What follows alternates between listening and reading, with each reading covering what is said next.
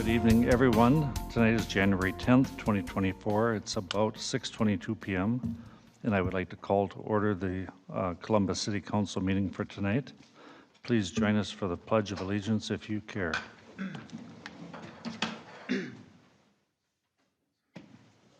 pledge allegiance to the flag of the United States of America and to the republic for which it stands, one nation, under God, indivisible, with liberty and justice for all.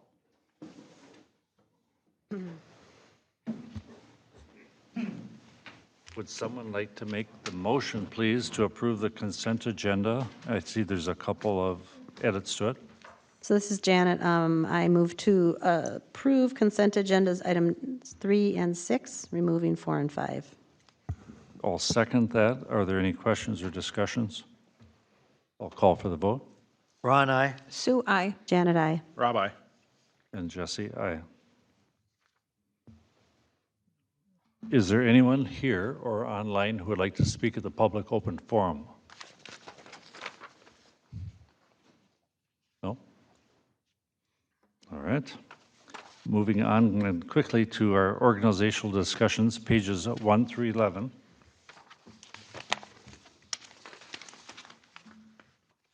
In our packet. So on the first page,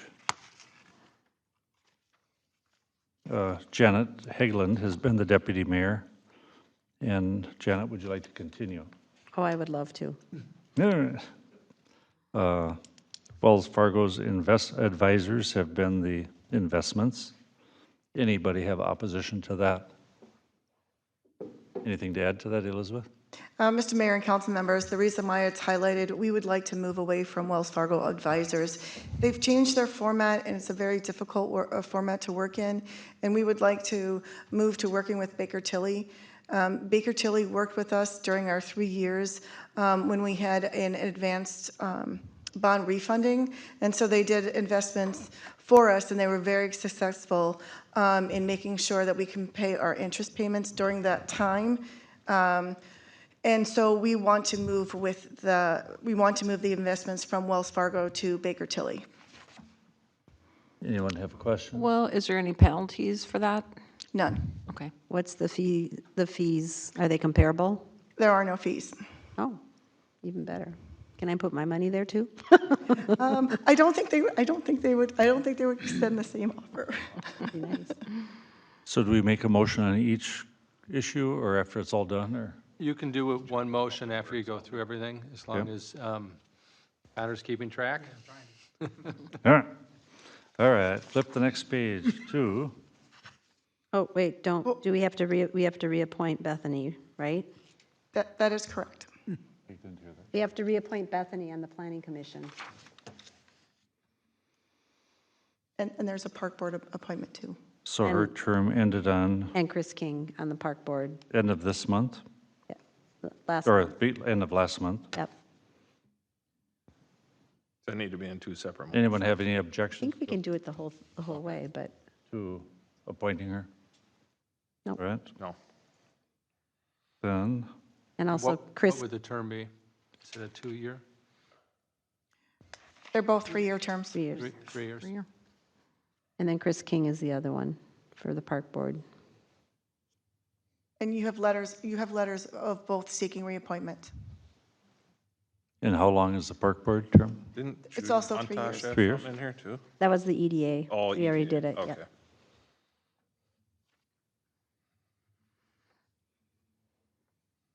Anything else on the first page before I forget? Nope. Mr. Mayor, maybe you take a motion on this one page, just so you get that done. All right. Sue, are you still Make a serving on the Would you like, cable commission? That's on the next page. Next page. Okay. That's Mr. just- Mayor, if you'd like a recap, we can do that real quick. Yep. So I'd make the motion to approve Janet Hegland as deputy mayor. What was the name of your company? Baker Tilly. I'm sorry. Baker Tilly. Baker Tilly as the City of Columbus investment advisors. Bethany Barrett for another 3-year term beginning this past January 1st. And Chris King, or on the Planning Commission, and on the Park Board, Chris King for a 3-year term beginning also this past January first. Is there a second? This is Janet, I second. Any other questions or discussions? I'll call for the vote. Ron, I. Sue, I. Janet, I. Rob, aye. And Jesse, aye. Page 1 is done. Next page. From the top down, issues in the office is myself as mayor. I'm also on the joint fire board for 4 meetings, along with Rob, and Ron is the alternate. The personnel committee meetings as needed is, this says Jesse, but now it's changed to, Well, you're the alternate. sorry, to Sue and Janet. Park board 4 to 6 meetings, Ron was the alternate, Janet was the main. Hey, hold up there. Would you like to be the main? Well, I should do something. Well, you're in the park all the time, so I'm just thinking, you've got a lot more in-depth knowledge on the park, and I'd be more than happy to switch with you. I can be the alternate, you can be the main. Okay, I'll do that. Thank you. Public Works Advisory Board, I'm the main and Rob is the alternate. Meetings scheduled as needed. The Planning Commission Liaison, which is a rotating schedule, roughly 3 months each. Do we have that, Connor? So I didn't get enough emails back to create a full schedule. So we've had a couple suggestions thrown in of averaging it out to everybody serving the same number of meetings, because right now with 5 members and 4 quarters, 1 person gets left out. 1 member volunteered to sit out this year's cycle.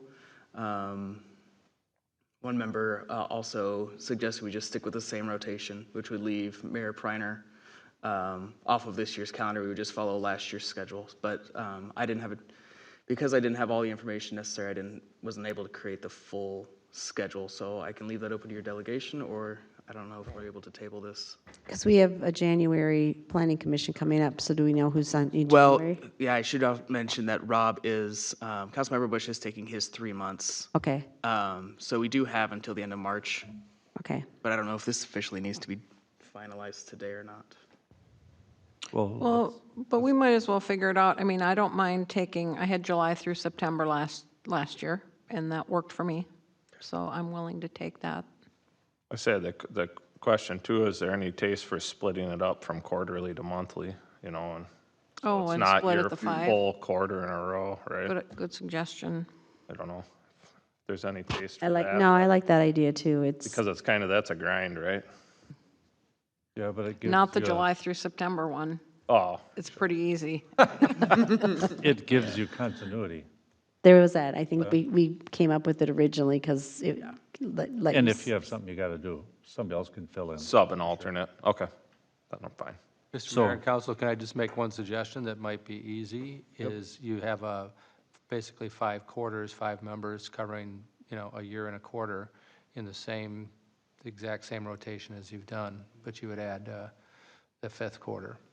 So then everybody knows from year to year, and then you can switch, but that way it would be established just on a regular rotating basis. So that would put Councilmember Hanegraaff as our 2nd quarter. I believe Councilmember Hegland?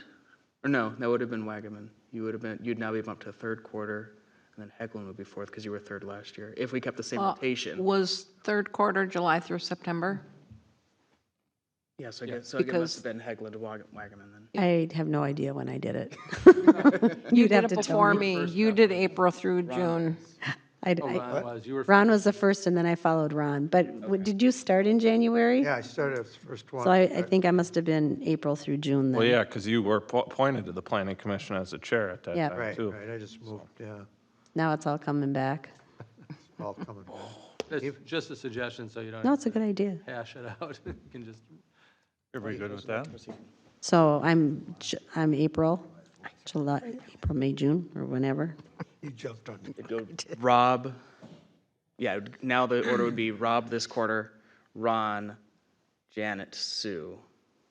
That's fine. Yeah. if we stuck with that same order. And then Mayor Priner would be January. January to March Next year. Just come, after an election year. So that puts Sue in October through December? It would, so, I mean, you guys could of course haggle, and you could swap responsibilities too, but. everybody good? Yep. Anoka County Sheriff's Liaison Officer, Ron was the main man, and I am the alternate. And has that gone all right with you, Ron? Yeah, it keeps me out of jail. Met Council as needed is the mayor, so I'll be doing that if necessary. Cable Commission, Sue was the main and Ron was the alternate. And we did talk last night, but now you took Park Board. So Well, I know you and Janet have that committee. That's, you're kind of busy. And I don't, if you don't, how about this? I'll stay alternate, but if you don't want to go, just let me know and I'll go. okay. So we'll keep that. Yeah, and that Met Council too, I think that one meeting, I said I could sit as the alternate if you needed. When we were Met talking Council. about having a liaison. Okay. Fall Fest Committee at this point is a large yellow stripe. We had some discussion last night on how we're going to handle it. So I think what we should do is, I've been thinking about this.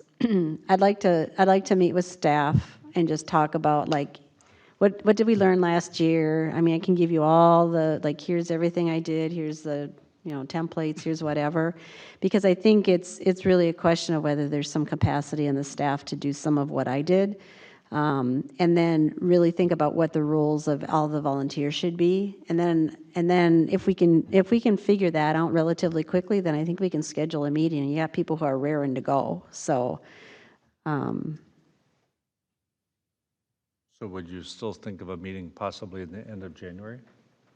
well, if we can I think if we can sit down with staff and kind of go over, kind of what all the things that we learned. I mean, we don't have to recreate the wheel on a lot of it. You can just do it, right? So, but I think that there were some questions that needed to be answered about, well, what should be the staff's responsibility versus whoever's chairing the Fall Fest. And I think that, Lynn and Karen did a really great job chairing. I don't think Karen wants to do it. So I think, but I think Lynn is excited about doing it. But I think defining what that role should be, besides pulling the meetings and stuff together, I think is important. And personally, I think it should be primarily a fundraising role. And she's good at it. She's really good at it.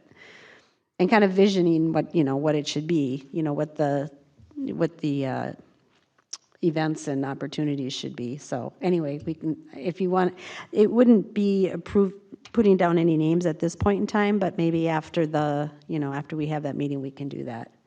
Yeah. Watersheds, Rice Creek Watershed. Janet is the main, I am the alternate. Coon Creek Watershed, there's no one on here. Sunrise is Janet, monthly meetings.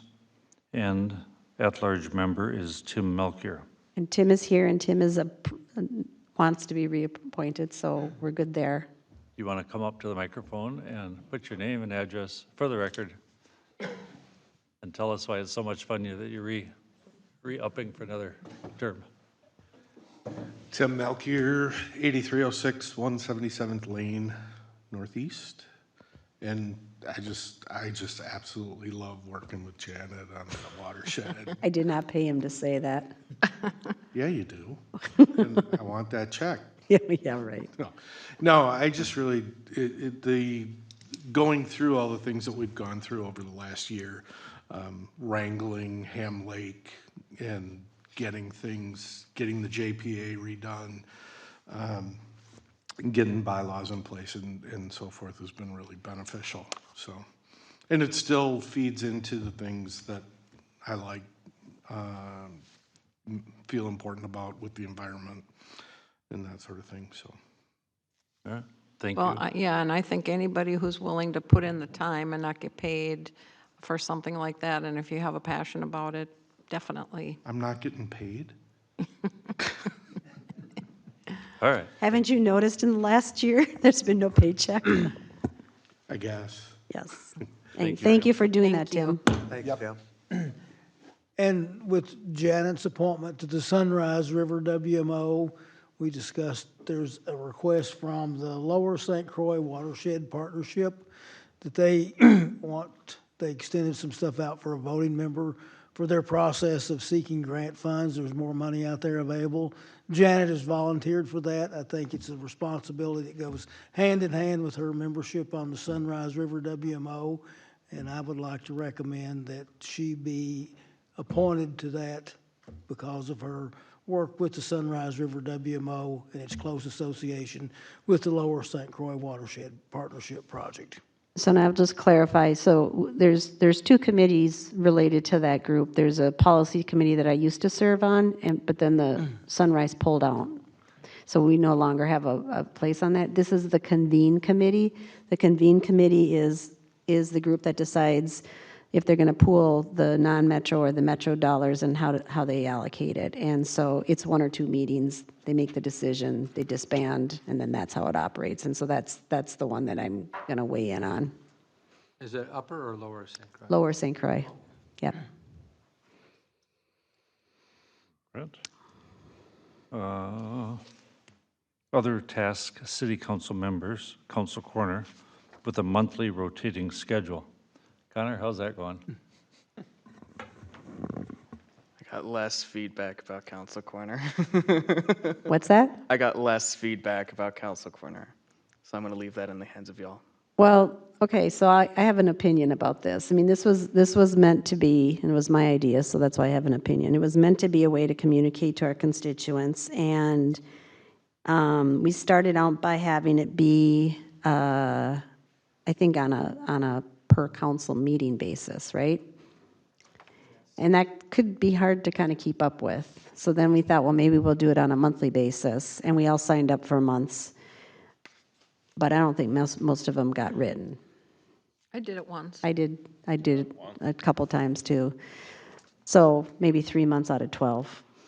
So I think the question is whether or not we're committed to doing it. And if we are, then we should do it. I think it's a great, I mean, I get lots of feedback that people like it. And even like when we've gone out to the Night to Unites, people come up and say, keep doing that, that's really helpful. So I think they're read. I think it's read. And it was meant to be from the council to the constituents, which is, it's not meant to be the staff writing it for us. So the question is whether or not you care, I don't want to say care, whether or not you want to continue to do it. And if we do, we should do it. That's all. I think this would be a good time also just to at least throw into the conversation that Paul from LATV pitched the podcast. A little bit more time intensive, right? You have to lock down that hour or so to go sit with Paul and potentially another council member and have that discussion. But it could also just stand in as your council corner if you wanted to transition to that. It is an option. I at least wanted to remind you of. Well, I think we should leave it on and get the reminders from Connor that it's our month or however we're rotating. And then it's up to that person to write or contact Paul at LATV. Well, I think we might be getting a little ahead on the podcast. I mean, he really just threw it out there as an idea, and are we interested in it? We have to figure out how to do it. So I don't think, I'm doing it.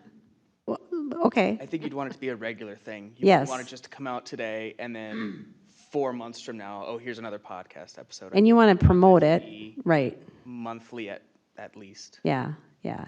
And when I spoke with him about it, I was thinking it would be more about more in-depth education on certain topics rather than what happened at the last council meeting. But I suppose it can be whatever you want it to be. But he would help guide us through that. And he's got the studio and he's got, all the equipment and stuff. I think, one of the things I thought about is that sometimes stuff comes up, right? You're busy and you can always call one of the other council members and say, I don't have time to do it this month. Can you do it for me? We'll swap. It would still be monthly, so your report would take in 2 meetings usually? I think you can do it however you want. Monthly is an easy way to do it, but, I find it hard to, like, at the end of the month, remember. It's easier for me to kind of jot down what I'm going to say on a per meetings basis. So if you want to do it after a meeting in your month, that'd be fine. If you want to wait till the end of the month, you could do that. Everybody all right with that? Ron? Have you had to do one, Ron? Well, No. I've only been here a year, Yeah. remember? That's right. How many years has this been going on? It's one, I think. This year 4 or 5. It was before I started. Yeah, Oh, it ain't that. It's just as long as me and Sue been. Yeah. I think we 3 years. started in the beginning, right? I'll look at your dozen or so that you wrote, and Well, they're all kind of different too, like, I didn't write as much, Janet's are a little longer, Sue's just right in between me, and, it's all, Yeah, it's all based off what happened that month too, right? So we can put cartoons some in there month or too. more than Could. others. Yeah. You can write whatever you want, really. People like cartoons. If you can draw one, go for it. Who was doing it previous to Connor too? Jessica. Jessica, and Jessica would kind of, you could even call her and say, hey, this is what I'm thinking, and she could draft something up and you approve it, All right. Yeah. So now, we'll continue with that as usual and put in some YouTubes or Podcast. podcasts. And am I hearing monthly? We want to stick with monthly this Monthly, year? yep. Yep. So you'll send out a schedule? Yeah, I'll make one up tomorrow. Thank you. So then, Counselor, would you like me to reread all of this for the record, or how do we I can if you like. go for it? I've been taking notes. I'll make it easy. Sorry, can I interrupt and go back to that next thing? Maybe you do it so it's on our off weeks from, or our off quarter from when we're doing, or somehow. I That's a don't know if good that would idea. work. Yeah. That's a good idea. So when you're covering planning commission, you're not writing that too? Okay. Yeah, Good idea. thanks. Sorry to interrupt. Yeah. Mr. Mayor and Council, the notes that I took indicate that the draft organizational chart would remain as presented with the following changes. Park Board, Ron and Janet are swapping roles. That Ron is the main and Janet is the alternate. On the Met Council, Rob would be added as an alternate. Fall Fest Committee, TBD, after a meeting with staff. And the Lower St. Croix Convene Committee, Janet would be the main representative. Is there a second? Rob, second. We'll call for the vote. Ron, aye? Sue, I. Janet, I. Rob, aye. And Jesse, aye.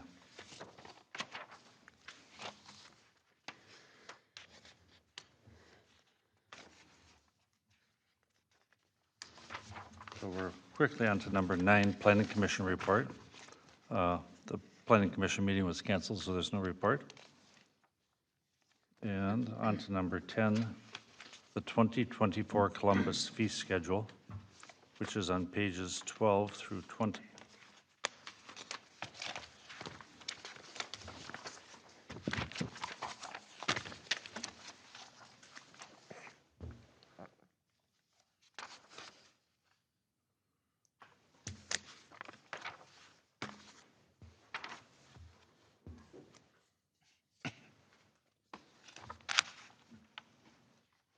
So basically, everything has gone up a little bit. If you start on the top, a re-roof went from 75 to 99. On and on, plumber's fees from 50 to 75. Elizabeth, I think you worked on this. Is there anything drastic that we should be aware of before we talk about it? Mr. Mayor and council members, the fee list, as proposed, this was on a previous council meeting agenda, and the question was whether or not we recommended the changes in the building department, and we are recommending the changes that are published within the building department. The reason why the roofing permit and others are $99 is because there's a surcharge of $1. And so what we didn't want was those fees to be $101, because that would be a lot of change. So ultimately, those permits are going to be an even $100. So we are recommending that those increases, they are justified. In looking overall at the building permit activity by year, the question that was posed to city staff is whether or not these fees would cash flow the building department for 2024. And so we started to look at trends, and last night in your places, there was the building activity report, which is a larger spreadsheet that we keep so that we can start to see some trends in where building permits are going and where valuation is going, because there's no one factor when you're looking at permit revenue, because you can have a lot of $100 permits, and if you have a lot of $100 permits, and if there are 100 of them, and 70% of the revenue is going to MinSpec, and we're getting 30% of that revenue, that's not a whole lot of dollars. But if you have a whole lot of valuation coming on, then you are making a fair amount of dollars, because you get more income and more fees when you have a plan review fee and a building permit. So what I wanted to show, because we keep this sheet ongoing, because I feel that it's a valuable information, so you can see over time where we have our permits, and you can also see where there are lulls, and when you have where permits drop off just because of times, recessions, and those sorts of things. So if we look at the last 5 years, and really starting at 2017, because I think that was our peak year where we had a fair amount of building permits. So you have 512 building permits, which you move a lot of paper. But when you look at the valuation, you're like, wow, we moved a lot of paper, but we didn't add a lot of valuation, which means we didn't bring in a whole lot of revenue in that. And when you move across, you can see there was 18 homes. But for Columbus, when you have double-digit homes, if you're in the 25 range or anywhere from 20 to 25 homes, that's a pretty big number of homes to bring on for Columbus in looking at history. And during those years, or in the last 5 years, we've had 3 large developments. We've had Thornbeck phases 1, 2, and 3 that on average was total, it was 57 homes, but he phased that development over 4 years. And then we had Pioneer Preserves, which was 26 homes, 26 or 29. Now I'm going to mix up the two developments. St. Clair Lakes, one of the two, one is 26, one's 29 homes. St. Clair Lakes is half built, so we still have some inventory of lots left.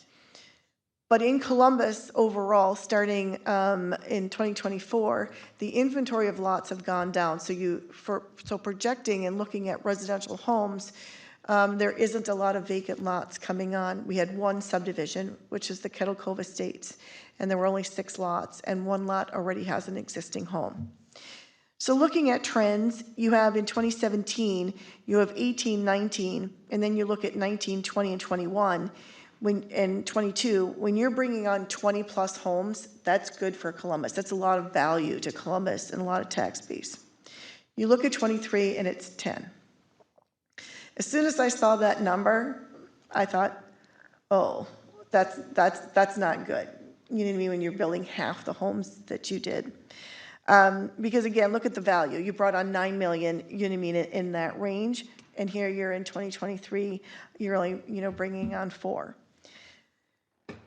So, you know what I mean, overall, you have to kind of look at the whole picture, and I'm gonna go from one end to the other. I'm gonna look at total valuation. In a year that you had, it's 2018, when you bring 36 million of value on, you took on pretty big dollars, because those building permits were pretty expensive bringing on that value. And so when we look at building permits, you have to look at a trend, and we are allowed to, because the building permit funds go into the general fund, and we are supposed to be keeping track, and we do keep track of all of the revenue that comes in to the building department, also all the expenses. And that carries over from year to year. We then report to the state how much we spent. Years ago, there was a big legislation that happened because some cities were taking building permit revenue and keeping in their general fund, and they were using it for other expenses aside from the building department. So we began having to report to the state how much money we're bringing in and how much we're expending in the building department. So we keep a running total of that, and we have been able to cash flow the building department over the years through the ebbs and flows. So in some years that we had revenue or exceeding, we bought the truck, we've bought equipment for the building department, and then we've rolled it over to the next year. So in lean years, we had some surplus left in order to do that.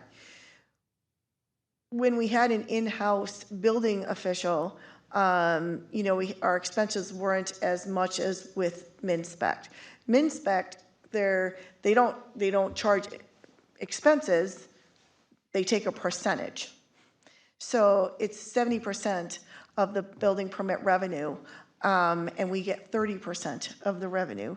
So here, it's you have to be able to cash flow your department on 30% of the revenue. And so the fee schedule, you won't be able to, on a lean year, you won't be able to buy your way out of it on a fee schedule because you would have to charge so much in that 1 year, and you wouldn't make enough on a 70-30 ratio if all you did was build roofing permits. You know what I mean? Because if you're charging $100 and MinSpec takes 70 and we only have 30, it's only $30. So you can't make up enough revenue in order to compensate for thousands of dollars. So I tell you this is because it's really about trending, and it's really making sure you cash flow over several years of time and making sure your fee schedule accommodates that. So you never want to be behind. And so what MinSpec did is they looked out through the different communities and said, you're a little behind in roofing permits, you're a little behind in septic, so last year we had some increases, and now again, they're indicating to have some increases. So I think we have to take a larger look at this because contract services was new for us, but we didn't really have a choice. There wasn't a whole lot of building officials out there, and this is our third year with MinSpec, and this is the first year we're seeing a rather large decline in the high valuation areas, meaning commercial and housing markets. We're hoping that 24 market will pick up. Interest rates are going down. But I will tell you that I have spoken to other communities just to see if they saw the same trend I did. We did not get the fall push. There were not people coming in. Usually, September, October, people are in here saying, it's going to snow in November. And I think to myself, it snows every November in Minnesota, but they leave their projects to the last minute. We got no push. So I knew that there was something kind of going on in the market. And in above that, our planning, we have very few planning applications. And so I asked Bill and I asked Mike Rashali yesterday in Lino Lakes, just, what are other communities? And Mike said the same thing. They have very few planning applications and they have no housing developments. So they said there are builders out there, and he said they're talking about it next year, but nothing's on paper yet. So I think you saw an industry, just like the apartments, when they came in and said, oh, we think we're going to build in 24, 25, but can we have till 26? And we said, well, that's, not really going to fit our development schedule. I can see why, because even Skinnell, which is the biggest development that we had proposed, they pumped the brakes, and that was their words. And Mike said that the purchase agreement is for 2 or 3 years. So they have an option for 2 or 3 years in order to do development. So we kind of saw a shift towards the end of the year, which is exactly what we're seeing here.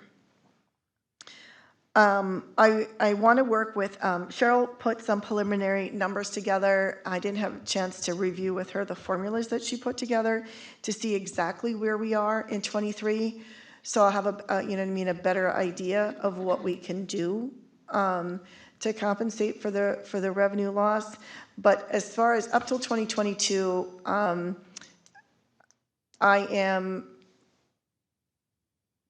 want to say 90% positive that we had surpluses and everything to cover all of our expenses through 2022.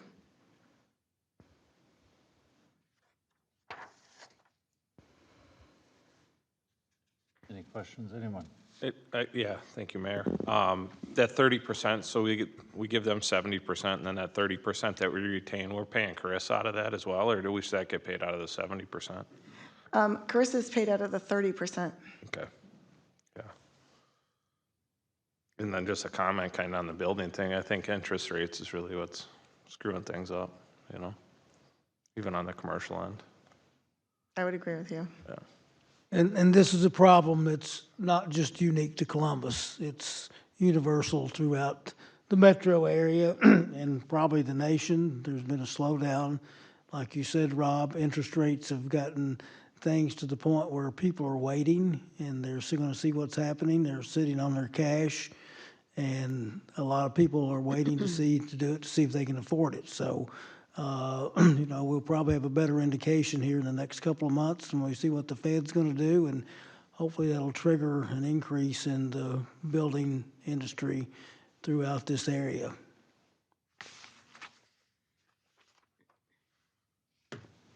Anything else for us, Elizabeth? I have nothing for unless some, I have one other question. Do we used to have the rental for the community center on this fee schedule with like a TBD or something, but I don't see it on here unless I'm just not finding it. Did it come off?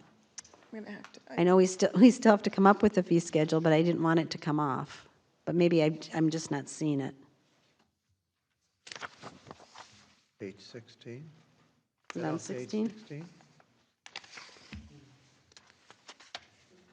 Oh, yeah, community center. Oh, okay, sorry, that page was stuck to my other one. Okay, great. I will say this is on the one that Jack and I talked, this is on the to-do list because that policy was going to set that fee. Yep, I know, we still have that to do. And then we also talked about whether or not we wanted to start charging for burn permits.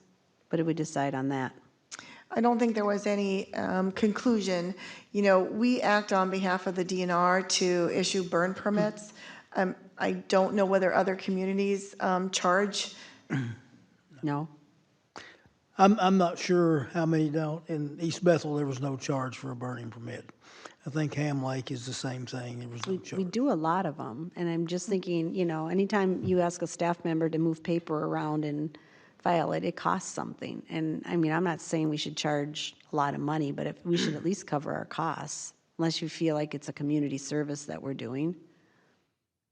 It is kind of a community service because then the fire department's notified when this is going to be done. So if they get a call, they know what's going on. Sometimes the neighbors will see some smoke and call and say there's a fire at 1, 2, 3, 4, 5, 6 XYZ Street.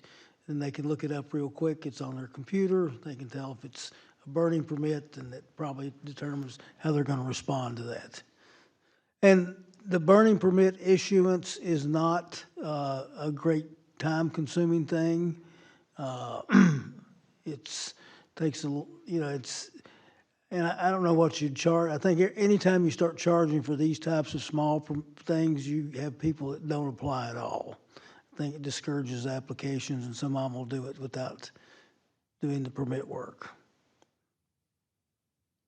And if there's 3 inches of snow on the ground, you wouldn't get any permit revenue because it's not required. Well, you were suggesting that we think outside the box and trying to make up the deficit, so that was one of my thinking outside the boxes.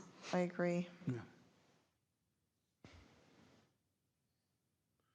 And I don't know, do you know how many burning permits we issue per year? You know, in years past, it was in the 500 range. of building permits. I don't know, recently, I haven't looked over the last year. I do know you have people coming in every week, the same people coming for burning permits. But the thing is, a burn permit, you don't always use it. The wind might be, might be exceed 10 miles an hour, or, there's restrictions. And so you might apply for the burn permit, but then you can't use it, you know what I mean, because of things outside your control. So people come in, when they make them in like 3 times, but the reason was because the permit expired and they didn't get to use it. I will say other communities have gone to the automated system. For whatever reason, Anoka County will not go to the automatic system. And so all the counties around us, Washington County has all gone. You go online, it's actually a really good system, because I asked whether we could go down that system because Forest Lake is on that system now. And they said it was because the fire chiefs in Anoka County don't want to go to that system. So our fire chief is in Washington County, so do we get to just follow suit there? I mean, we aren't operating under the Anoka County Fire Chief. He tried that and they said no. All right. So I'll make the motion to approve the 2024 Columbus fee schedule with the changes as presented. Is there a second? This is Sue, I'll second. Any other questions or discussion? I'll call for the vote. Ron, aye? Sue, aye. Janet, aye. Rob, aye. And Jesse, aye. And also, I'll make the motion to approve the summary publication as presented. Is there a second? Second, Rob. Any other questions?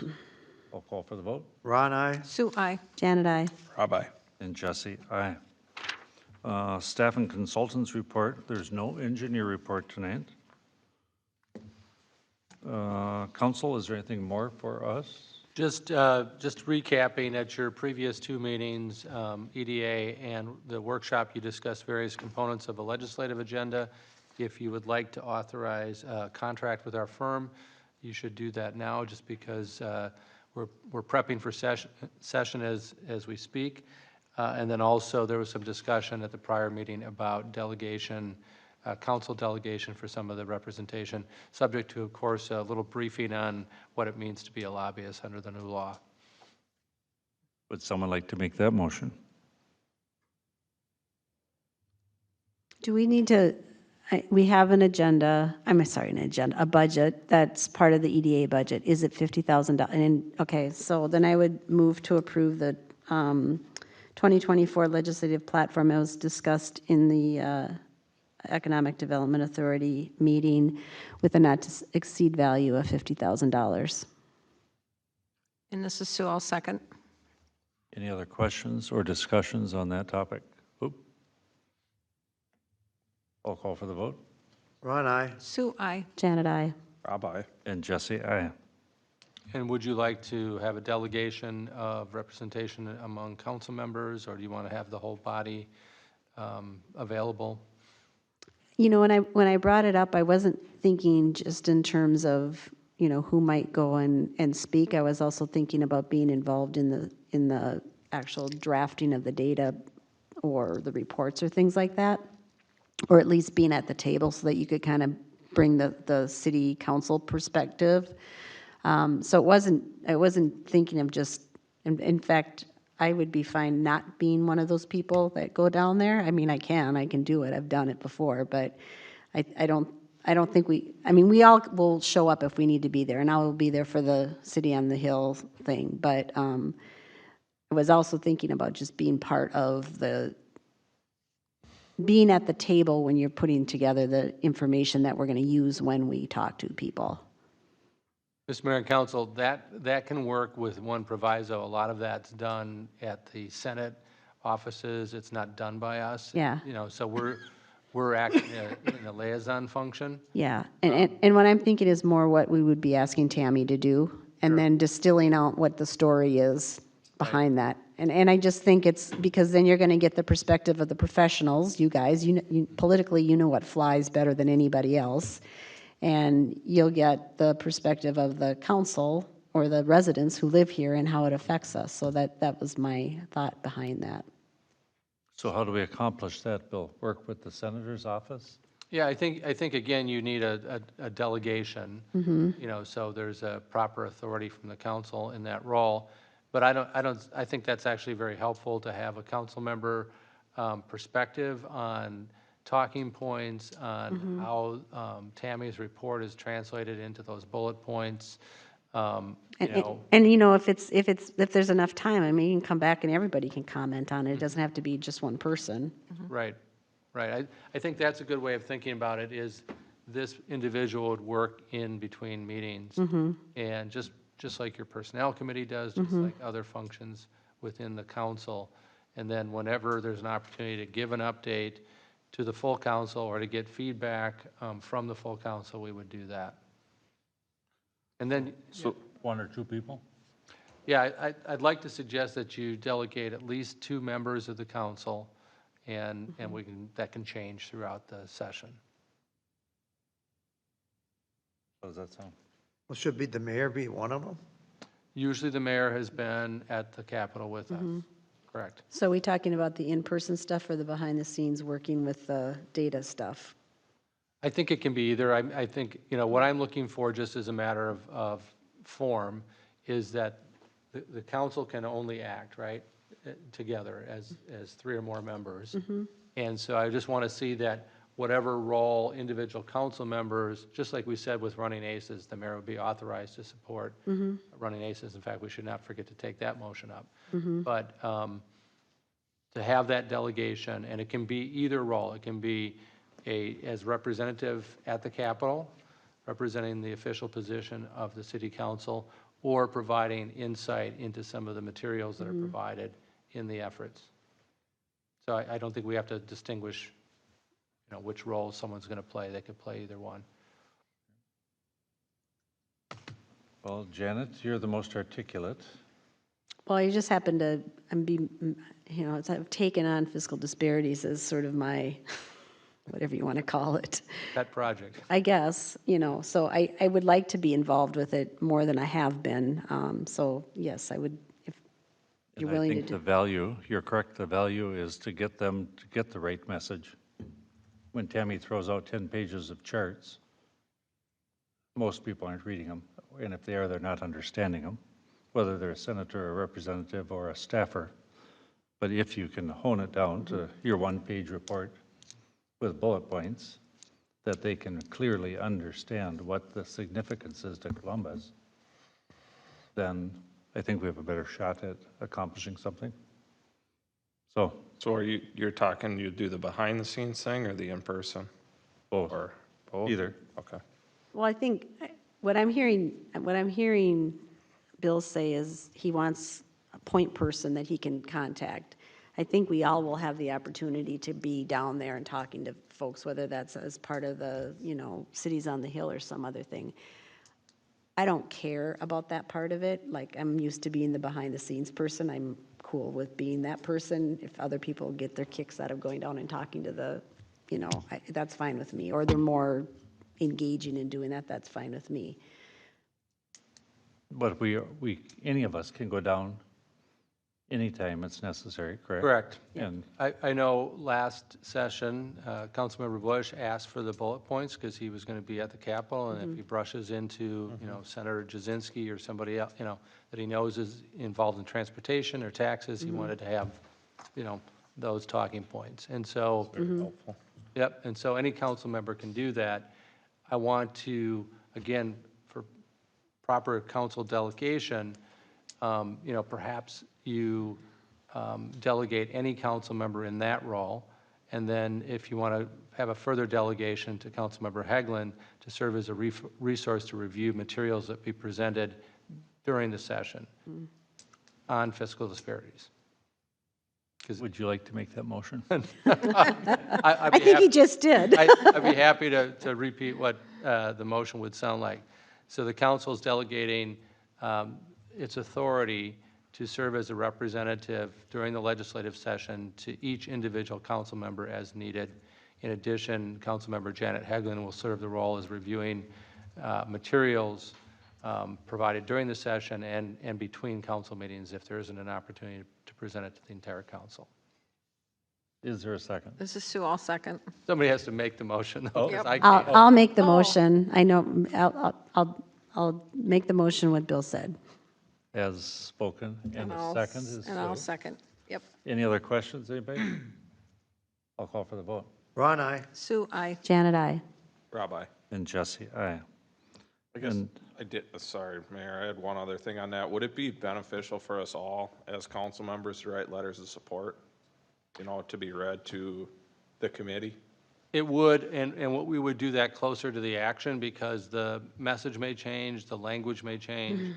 So we know what we're presenting, you know, a week or 10 days before a committee meeting. So we can work on that, and that's something we might draft and review with Councilmember Hegland, then send it to all of you, get your input. So a little closer to the hearing timeframe. We're still probably 6 weeks out. And then you mail that or email it? What's most effective? Email. Yeah, mail Mail? ends up not really landing. Yep. Possibly. In this round? And, you know, actually, to the extent that you have individual relationships, texting is really the most immediate. And, you know, so those who are active at the Capitol have mobile numbers. But so you might get Senator Kroon's number, or you might have others that you know. So text messaging, you can attach things to text now and so on. Yeah, when we're down there on our day on the hill, we should all get those books with all their contact info for the updated books. Those are helpful. Yeah, I think we had a stack of them last time. We'll Yeah. make sure. Yep. Yep. Yep. But it should be the same, isn't it? There's no election, or there hasn't been election since? Right, it's largely the same. They provide updates if there have been any resignations during the term. They'll provide that as a separate slip sheet, but basically that green booklet is the one.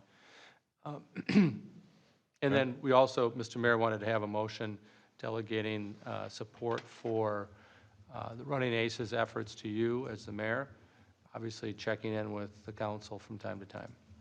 So I would make that motion. Is there a second? Ron, I'll second it. I'll call for the vote. Ron, aye. Sue, I. Janet, I. And Rabbi? And Jesse, aye. All right. And do we Away we need, go again. do we need to do anything on that LRIP or the bonding thing? That was part of the The- program. okay, That all was right. included in the legislative All program. right, perfect. Yep. Anything else, Bill? No, thank you. Then, Sean's been waiting patiently for us, and he has the code compliance update and report. Looks like this was in our packet. Thank you for waiting. So this is the October 2023 through December 2023. As expected, October, November, December, clearly the calls went down. Calls for service went down. October, 10 cases started. Of those, 6 were closed, and 5 general ordinance, 4 CUP, and 1 general zoning. In October, November, and December, October and December, as I mentioned to you prior, cases are getting closed as we're going on, right? From months past. Usually they're CUP cases, sometimes they're general ordinance. November 2023, 6 cases started, 5 cases closed, 3 general ordinance, and 3 public works. December was 2 new calls, 1 closed, 2 general ordinance violations. Closed were Matt's Plumbing, that they closed on their new property. I believe it was Ham Lake. It was Ham Lake or East Bethel, but I believe I wrote East Bethel, but he mentioned it and he was out on a call. It was noisy in the background, but he will be moving all of his business in the springtime. Still having the house there, but his business will be located elsewhere. The Tut Corporation was closed, and 9109 181st, which was from August still. Thankfully, that was done. This is the total from July to December.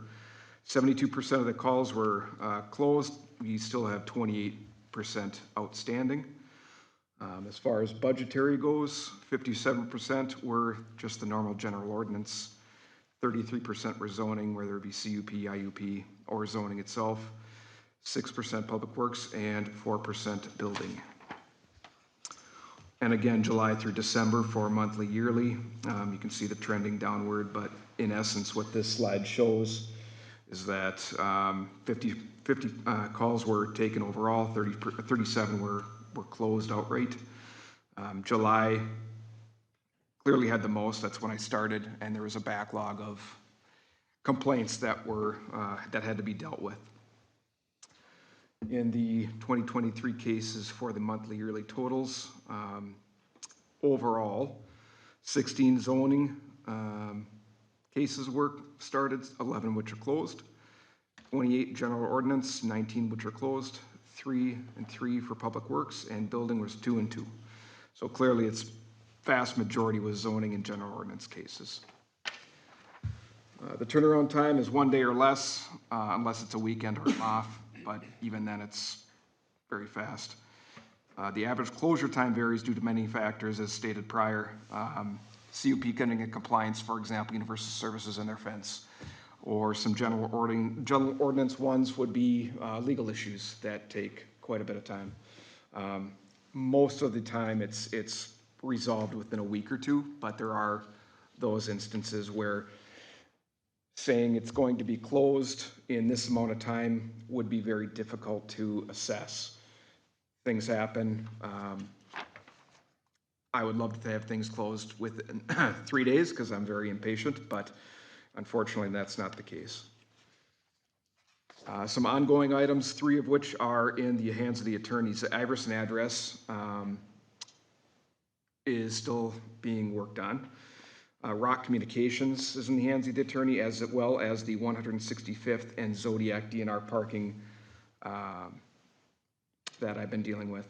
I met with the concerned homeowner the other day, who's going to be sending me some deed information for the attorneys, and he's going to be emailing me those hopefully this week. I actually thought I'd have them before today, but I don't. Super B stated that he would be selling his entire business in 6 months or less.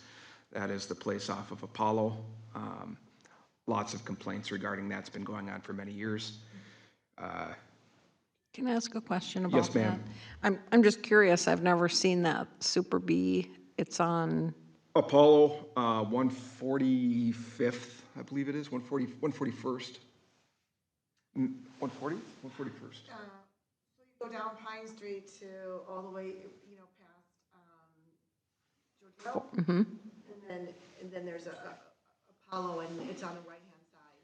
okay. When I started, the file on that was fairly large, and there was multiple complaints regarding this for many years. Some background, since you're not aware of it, basically there is a dumpster roll-off business in a residential area. Employees are showing up, large trucks coming and going, dumpster roll-off containers on the property. Fairly contentious. The owner was fairly upset during our communication since July. He finally stated to me a couple weeks back that he's going to be selling in the next 6 months, and he believes he has a buyer, and it's another roll-off company that's out of this city. Okay. We'll see. I asked him to keep me apprised. I don't know if that's going to happen due to his level of anger, but we'll find out. And if he does keep me apprised, I'll try to find out. Okay, thanks. And again, And sorry, and what's the 165th Zodiac DNR parking? yes, so That's that new one to me is too. a long-running complaint from, well, it's not a complaint. I'm handling it to take something off Elizabeth's plate. And that is a very complicated issue where we have DNR land, public hunting land, with driveways and easements and deeds. And there's a lot of confusion on what rights the property owner has, as well as the crux of the argument is a lot of hunters are coming in, parking and or walking on their land when they don't believe they can.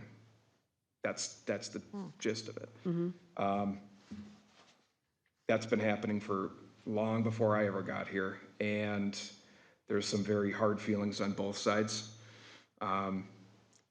I reached out to the DNR, who claimed it was in the hands of our attorneys, which clearly isn't true. It's in the hands of their attorneys.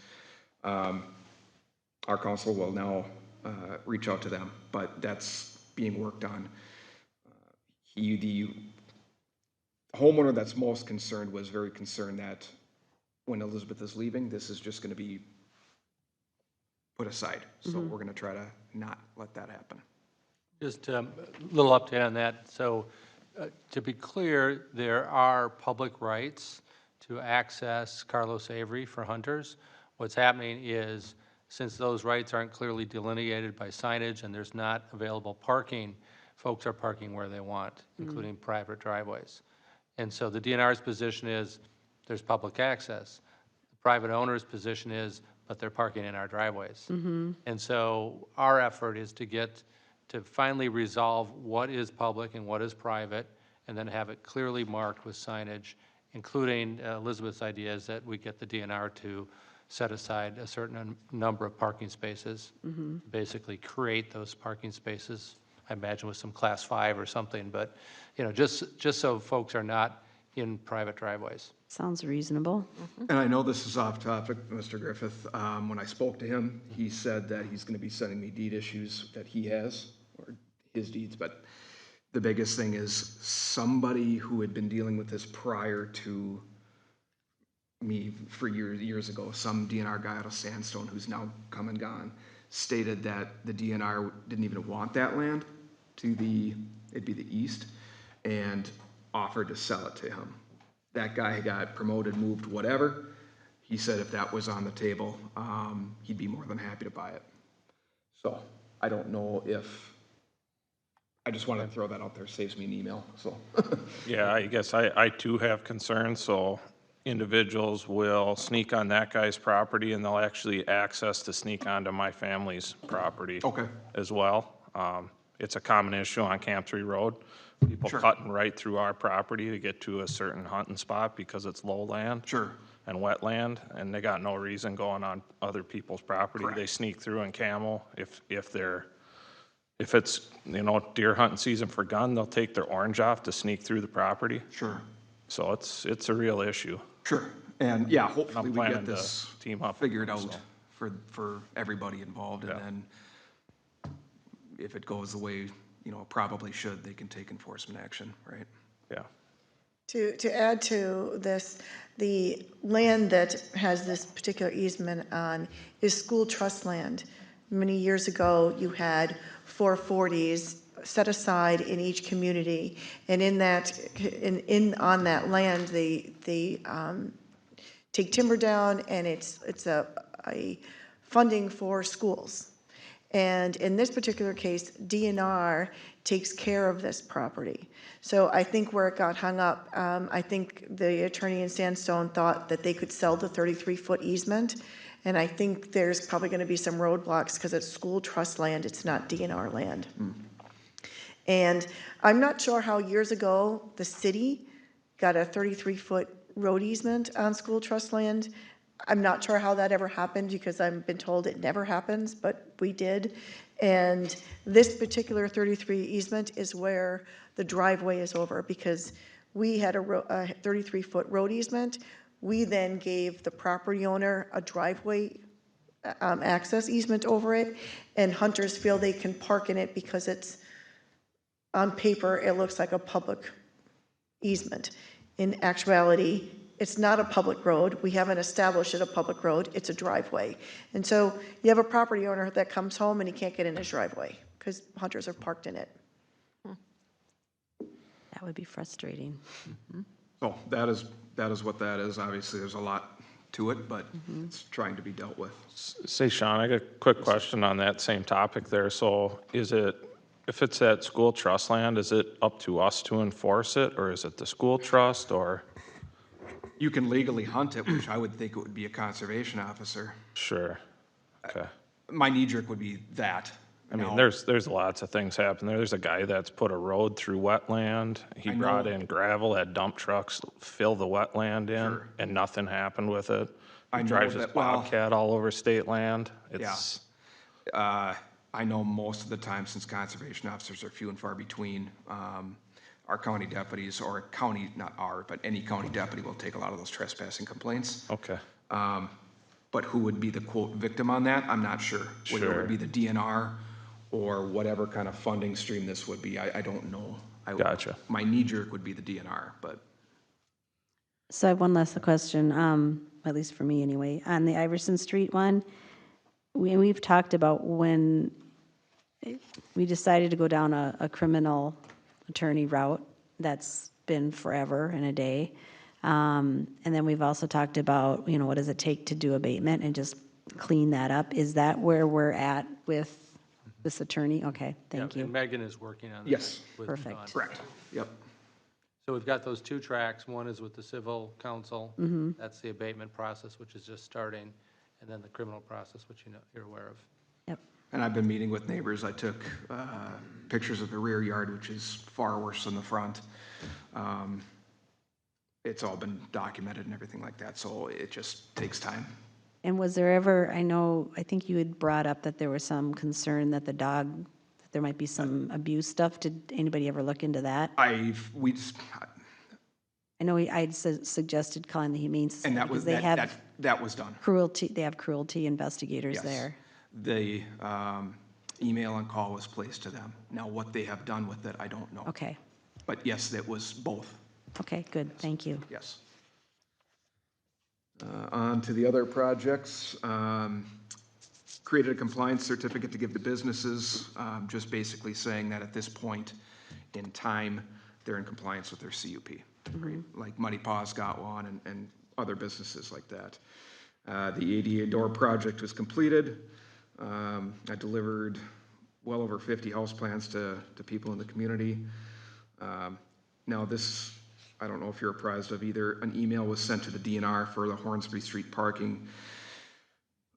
Elizabeth, as well as myself, have met with the DNR on at least 2 occasions to get DNR parking on the North Hornsby to access the east side of Hornsby for hunting. The DNR pushed back and came with 2 proposals that clearly would not work whatsoever. So an email was sent to them explaining why those aren't not going to work. They're not viable. They're almost impossible. And I have yet to hear back from them. So it's in their court. Created a working rough draft of camera policy, which is still happening. And then Jim and his crew were gracious enough to get those trash enclosures in there. And continue to the last page, I hope. Met with Northern Natural Gas and Fire Chief for gas pipeline briefing. Updated and completed a employee safety manual, coordinated with DHS for government building site survey, which you're all invited to. That's just going to be a site survey of our government complex, where we're good with security, where we're bad with it. Hopefully very soon, we will have a free training from the Forest Lake Fire Department to have employees train in CPR and AED. And received a notary, it actually came up once where I had to notarize something and I couldn't. So Elizabeth walked me through how to get a notary, so. So another question, I brought this up, I think the last time you did your report, whether or not we could put on your list of projects the follow-up on the septic system pumping. I don't know if that's on there or not, but if you remember what I was trying to get at is if it's been more than 3 years, we send a letter out, and then what? And I think the answer in the past has been nothing. But so I'd like to, make sure that if they're not taking care of their septic systems, that we have a plan for how to fix that problem. Sure. Because when they don't take care of it, they break, they leak, and you don't have any way of fixing it until they decide to sell their house. So I think that keeping up on those notices and making sure that they're actually maintaining because that's when they look and see whether the tank is intact or not. Okay. Anyone else? Yep, thank you, good Thank you, report. Sean? Yeah. Thanks, Sean. Thanks, John. Are you going to run out of things to do? You got so many done. I'm sure we can think of some more. All right. So let's move on to the mayor and city council members' report. Ron, anything? I have nothing. Sue? So I'm going to do the Personnel Committee report. Okay. And so you did receive a memo from Megan. I'm just going to read the first paragraph because we have been working, and this is the ongoing and kind of a follow-up discussion from our last meeting. So as you know, over the last 3 months, the Personnel Committee has undertaken the examination of the existing organizational structure of the city. We issued an RFP for a search firm related to hiring our new city administrator. We interviewed and recommended hiring of an interim city administrator, who is Jack Davis.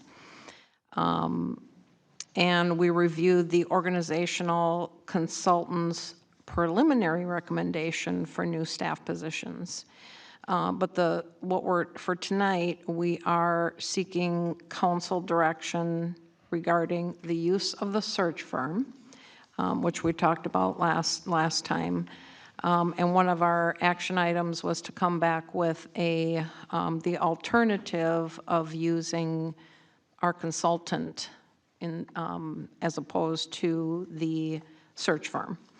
So what you have in the rest of the memo is kind of a list of pros and cons for using the search firm or using our consultant. So there are a list of pros. So the search firm, which DDA is the one that we came to a conclusion that would be a potential. So some of the objections to the DDA proposal was, of course, the cost. And we had an amount that we had a not to exceed, which was below that number. And we would either, if we were going to go with a search firm, we would have to ask you to raise that minimum to $22,000. But their emphasis on national recruiting portfolio is one of the things that we asked them to remove, and they didn't want to do that. They thought that would, I don't know, jeopardize the success of the search. We have a little bit of issue with the level of experience of the team that they assigned, because we know that the main project lead has only been with the company for, a couple of months. And one of the other things is, based on current interest in the position, there is a substantial benefit to utilizing a recruiting firm rather than human resources consultant.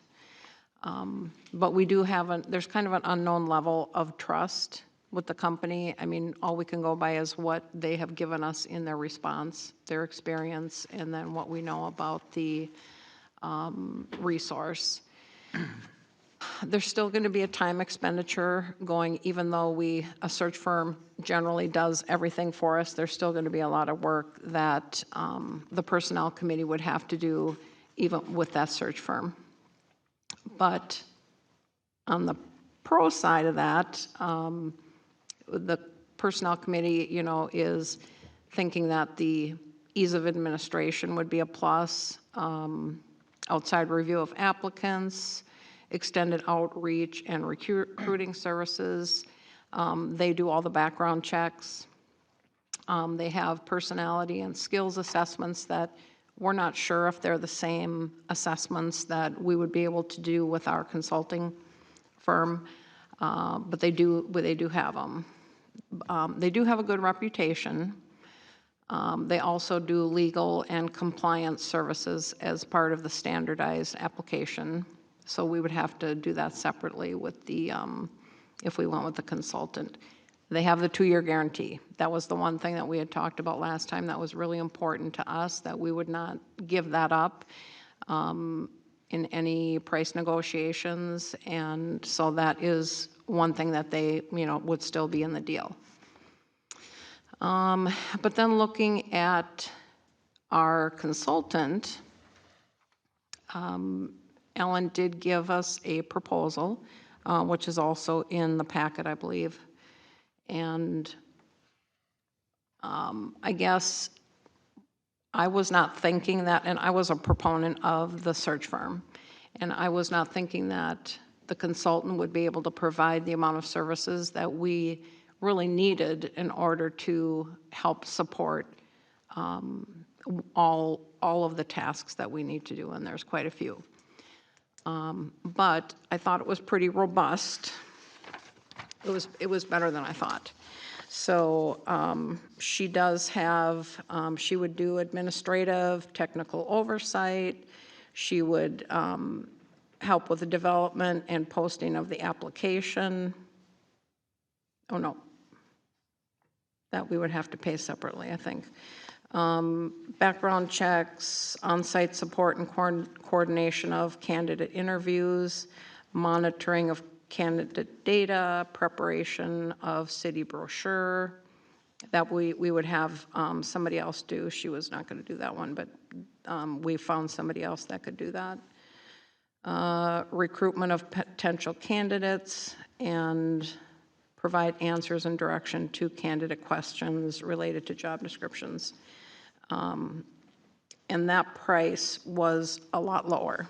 So in looking at, so our decision is, do we go with a search firm and pay $22,000 and get, we're pretty confident that, it's a reputable search firm. I was always a proponent of that. However, when I saw her proposal, it is a lot less. So total with her proposal of $11,875 plus the extras that we would have to have done by either our legal representative or a preparer of the brochure, it totals $14,775. So I mean, it's a difference of $7,000. So in the end, Janet's going to be surprised. I actually am thinking that I don't see a compelling reason to go with the search firm and pay the $22,000. I really, after looking at this, think, you know what? I think it's almost 50-50 to go with the search firm or to go with our consultant. And there's going to be a lot of work that we have to do anyway. Either way, that I'm kind of leaning towards going with the consultant. So, but that's the information. We said we would bring it to you, and so I just wanted to open it up for any questions or discussion. I've got a question. Am I confused here? On page 3, the Personnel Committee is asking for $18,000. That's a Okay, separate that's a proposal. separate issue. We'll get to that after we do this one. Oh, a separate issue. Yeah, Oh, it's a yeah. separate issue. It has nothing, that doesn't have anything to do with the search. Okay. Do you have any questions about the search firm or the consulting? No, I think this is a big project going on, and I mean, I have no expertise in hiring city administrators, never done it. And I know it's a lot of process, and we got to pay the buck somewhere, but you can save $5,000 going that way. And I mean, we all talked to her, that's about as close as, we'd never get that close to a search firm, another one. So I agree with what you're looking at, Sue, going with her. So on that, the Heinrichs, that's the one we had the meeting with, each one-on-one? Yes. Okay, yeah, I think I'd be more in the realm of going that route. What did we pay her? Is there any sort of guarantee with that? No guarantee with that. That's kind of the hang-up, right? But Right. What did we pay her for the organizational? $14,000. 14,000. 14? So this is another 14. Well, with this amount that we were going to pay the search firm was always separate. So we had a not to exceed number of 21,000 for the search firm. And so here we're saying for that 21,000, we're either going to ask you for 22 to go with a search firm, or we're going to say, no, we're actually recommending maybe to go with a consultant, which is only going to be about 14,700. And some of that money is going to the person who's going to do the brochure design and some of the legal. We have to go and change our application because it doesn't meet the new legal requirements that were set up last year. So there's some changes that needs to be done. So there'll be some legal fees related to that. That the search firm would have, they would have covered that. So that's what that's how you get from 11,875 to the 14,775. So that you know what the total cost is, not just Ellen's piece of it, because we had to fill some gaps. She does have, access to different assessments. And as Sue said, we don't know if they're the same ones that the other company uses or not, but I mean, there's tons of them out there, and everybody has their favorite ones, and she does this, so she's familiar with it. I trust her to say these are the ones I think will serve you best in telling you who would be a good candidate for Columbus. So, but you pay for those too, and that's built into this. She put that in her estimate.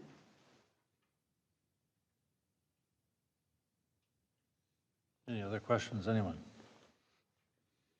So someone needs to make a motion as to whether we go with DDA and pay the extra pay the extra $1,000 over and above what you had limited us before, or whether we decide to do the search internally and then engage in a separate contract with Ellen to help us with that. And that would cost you around $15,000 by the time everything's all said and done.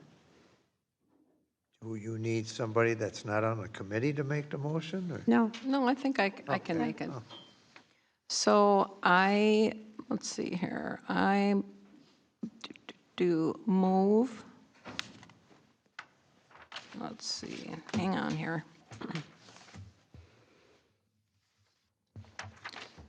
Okay, I move to direct the Personnel Committee lead to administer the search with the assistance of Ms. Heinrichs and the city's consultant team in the amount of $14,775. I'll second that. Any other questions or discussion? I'll call for the vote. Ron, aye. Sue, aye. Janet, aye. Rob, aye. And Jesse, aye. And then the other portion, the rest of it, and I don't know, Janet, if you want to explain, I can explain it, but. Up to you. I mean, either way.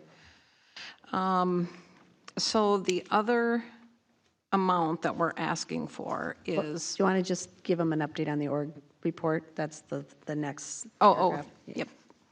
So when Ellen interviewed everybody, she gave us a recommendations report. So we have reviewed the draft, but we're taking, the report outlines recommendations for organizational improvements and efficiencies according to the interviews, but the Personnel Committee is reviewing it and are going to draft a report to the council for discussion at an upcoming workshop. So we don't have that tonight. But we did get it, and we are working on the report. And actually, some of the things that were recommended have already been put in place. Yep. So, but you will see it. We're just, legal reviewed it. There are some changes, wording changes that she's going to ask Ellen to make, and then it will go on to you guys. So we can discuss it further in a workshop. So the other portion that we're asking for is, so our consultant, Ellen, the work that she's done is on the organizational structure. She's also reviewing job descriptions. And in the agreement, she reviewed them, made some recommendations, but what we would like to do is have her go more in depth and on the rest of the job description. So she did like I don't know if she did 3 of them, but we'd like her to do all of them. And of course, that takes time and money. The other thing, what we would like to add for her to continue to do is assistance with the implementation of the organizational recommendations that will be approved by the Personnel Committee and City Council, and then additional tasks as assigned by the interim city administrator with the consultation and direction of the Personnel Committee. So we're asking for a not to exceed number of 18,000. We're not saying that that's how much it's going to be. It's, hopefully it'll be less than that, but we did kind of an estimate of how long it would take to do the job descriptions. She does attend a meeting once a week for about 2 hours for the Personnel Committee meeting, and then some of the other work that she does, and we tallied that up, and it came to right around that number.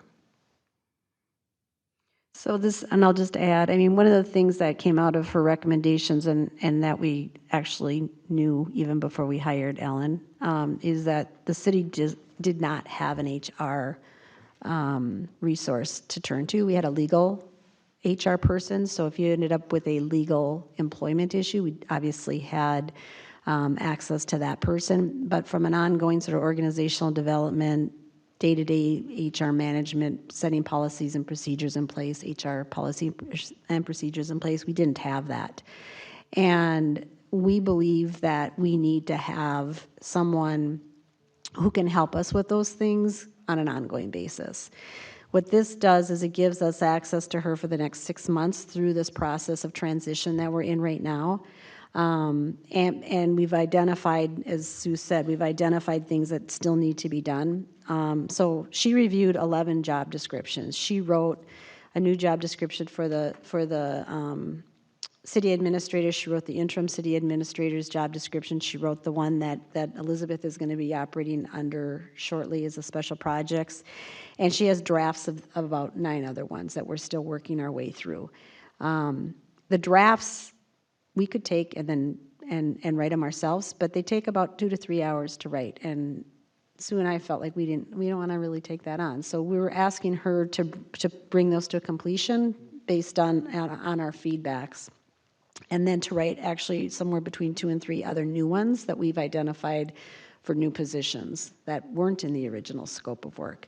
She still has some work to do, I think, on the employee handbook, a fair amount of work to do on that. And that wasn't part of her original job scope was to review it and make recommendations, but now they have to be put in place and written. And so that is also part of it. And then I think we anticipate that questions will come up over this transition period that she'll be able to be a resource. And so that's what this scope of work is for.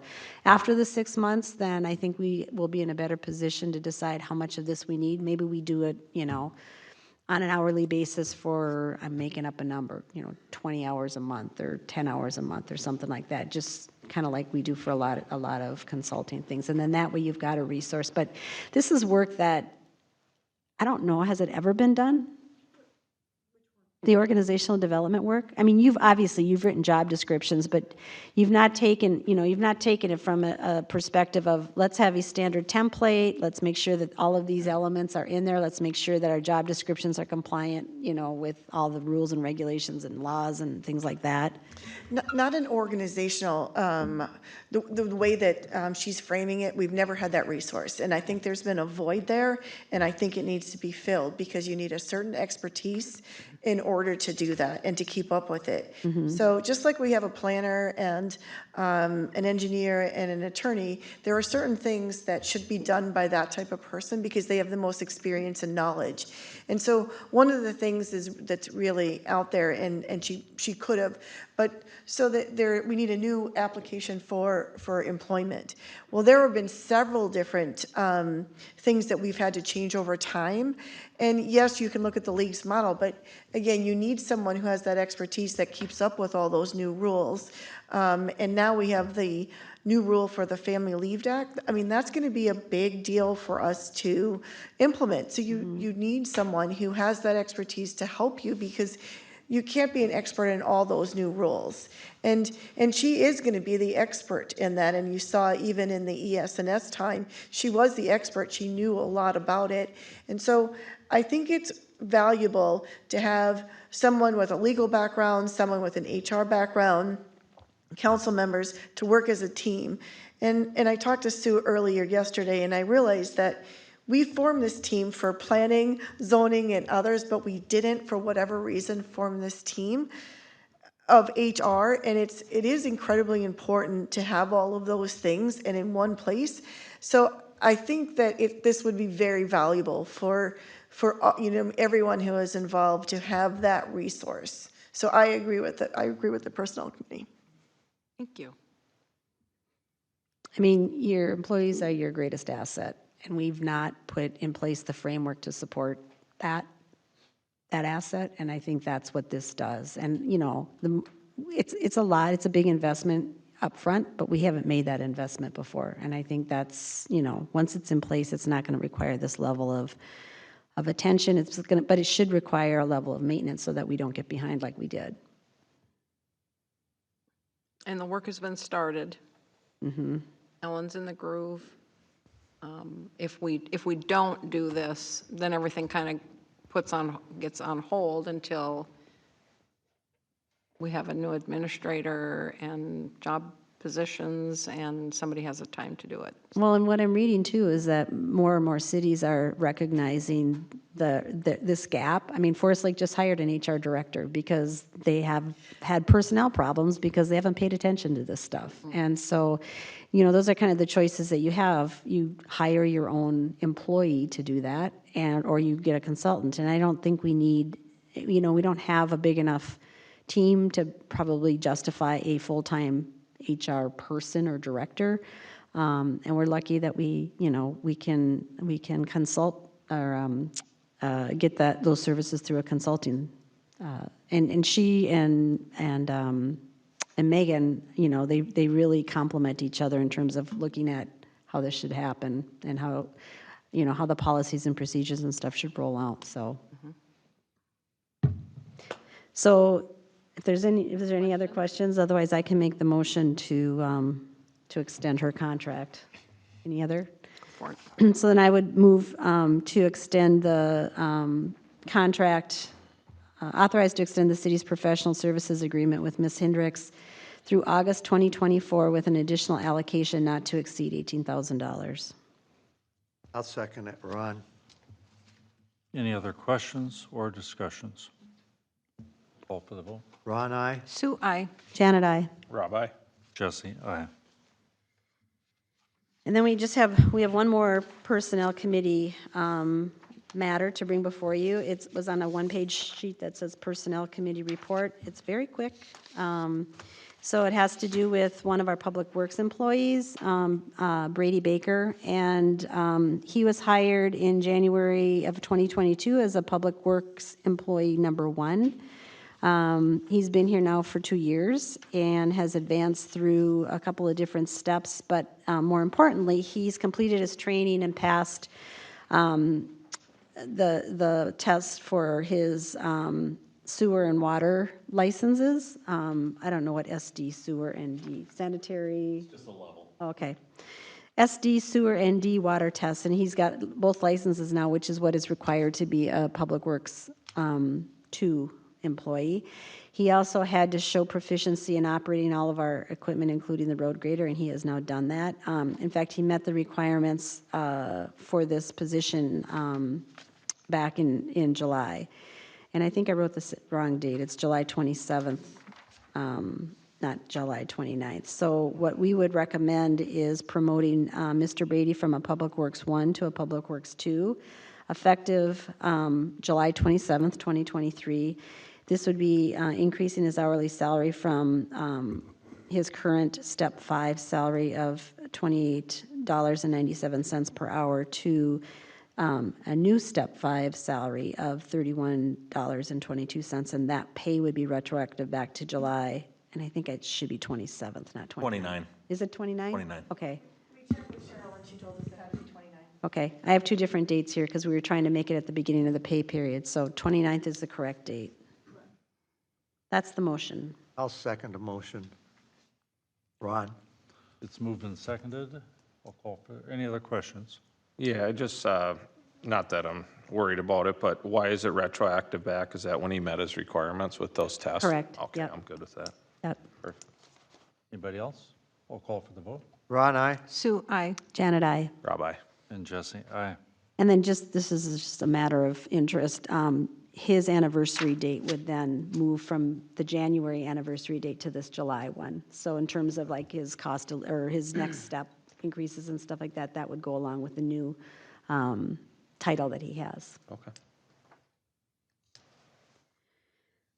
All right. So done with Personnel Committee. Anything else? Don't you guys want to be on that committee? Look at how much fun we have. I don't want to take the fun away from you. So kind of you. All right, Sunrise. Okay, a couple of things for Sunrise. The first is the budget. Excuse me. So you have a memo, it's on page 21 of your packet from Jamie Sherbon. It might feel like we just did this, because we did, but that was for 2024, and now this is for 2025. You might remember that there's a 10-year watershed plan. In that plan, there's a draft budget. The budget typically is around $50,000 a year.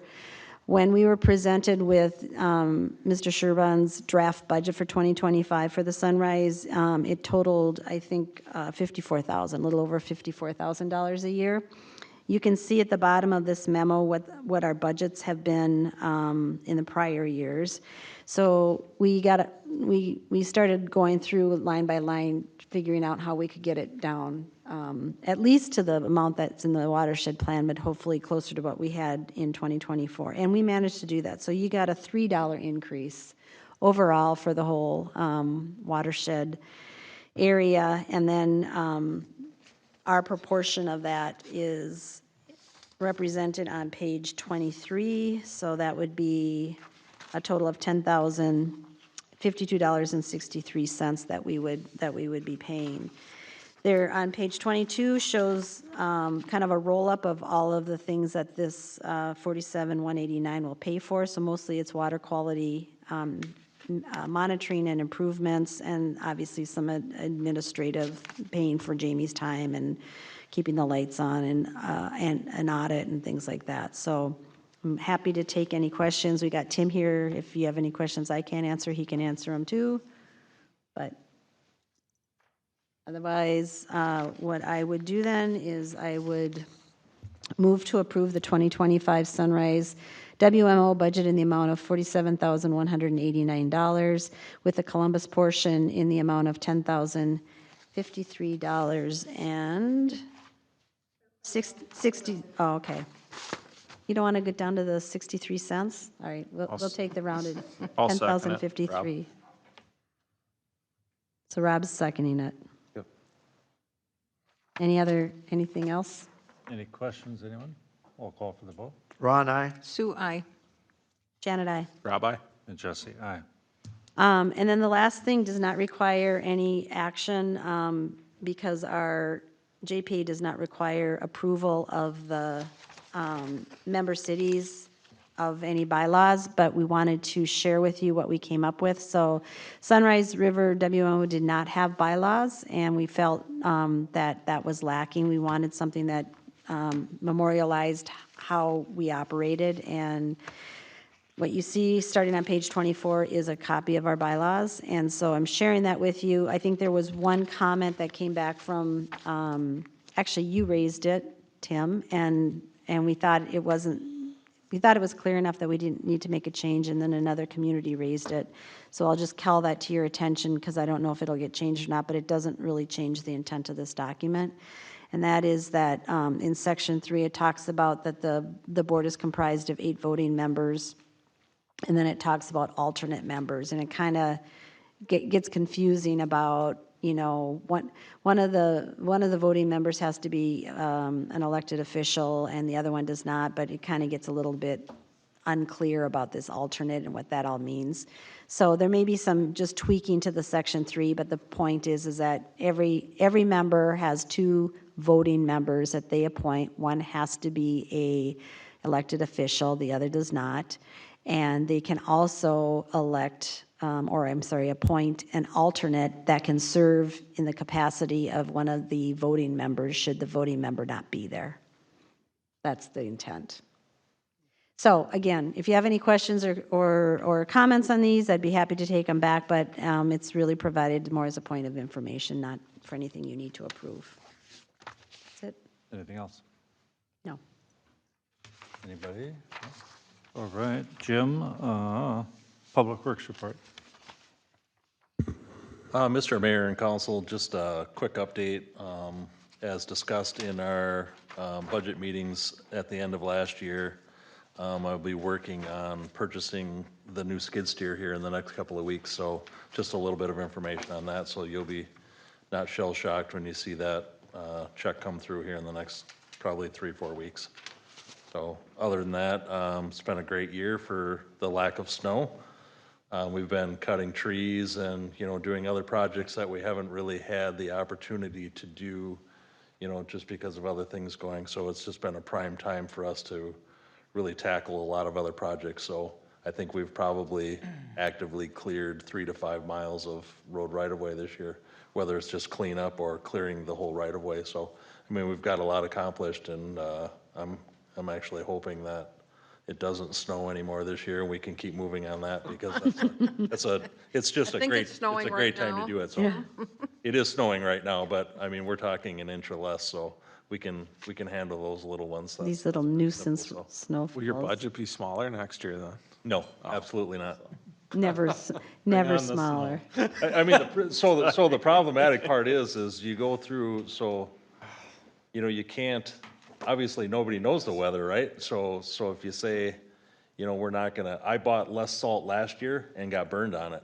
So, I ended up, ultimately, they allowed me to buy more than my 120%. Otherwise, we would have ran out. So, I upped it for this year.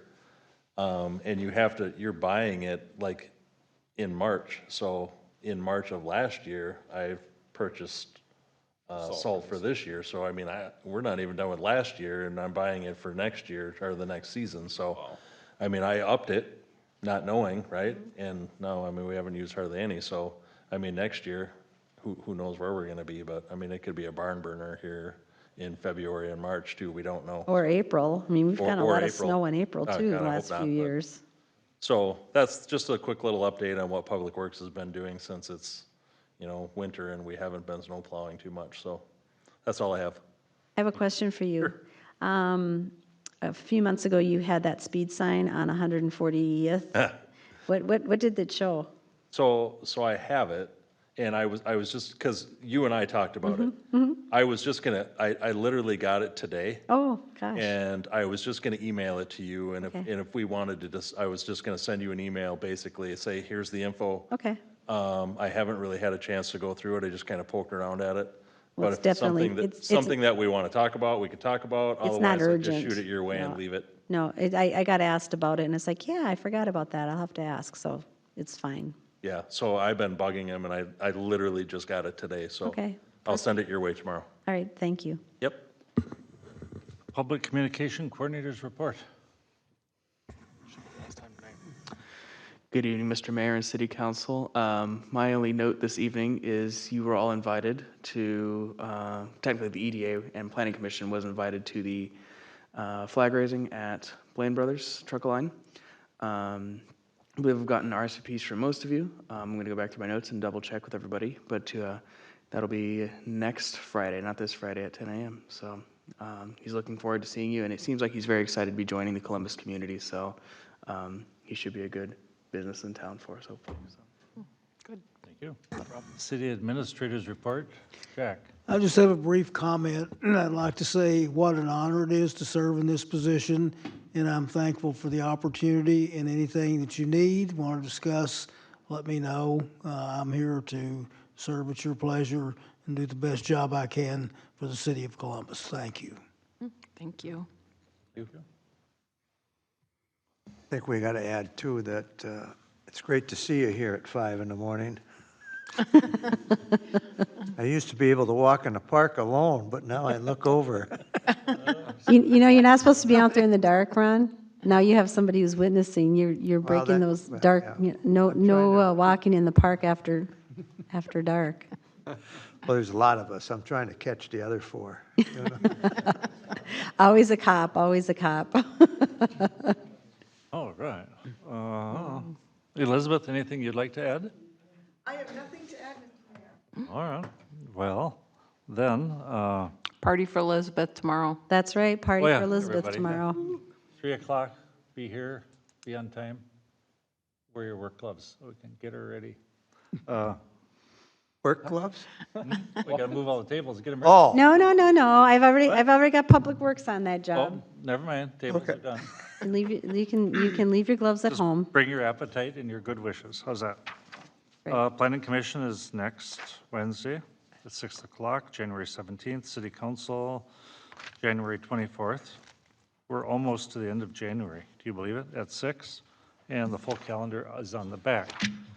One other announcement I have is Janet's birthday was yesterday, but we didn't get the party, so I brought some cupcakes. And Jack, do you still have some of that paint remover? Moonshine? Back there? It's, Anybody wants a coffee? it's there and it's hot and it's ready to go. Yeah. He's talking about coffee, not anything alcoholic. Anyway. Is there a motion to adjourn for the cupcakes? I'll make the motion to adjourn. And second. I Second. second. I'll call for the vote. Ron, aye? Sue, aye. Janet, I. Rob, aye. And Jesse, aye. Our meeting is adjourned.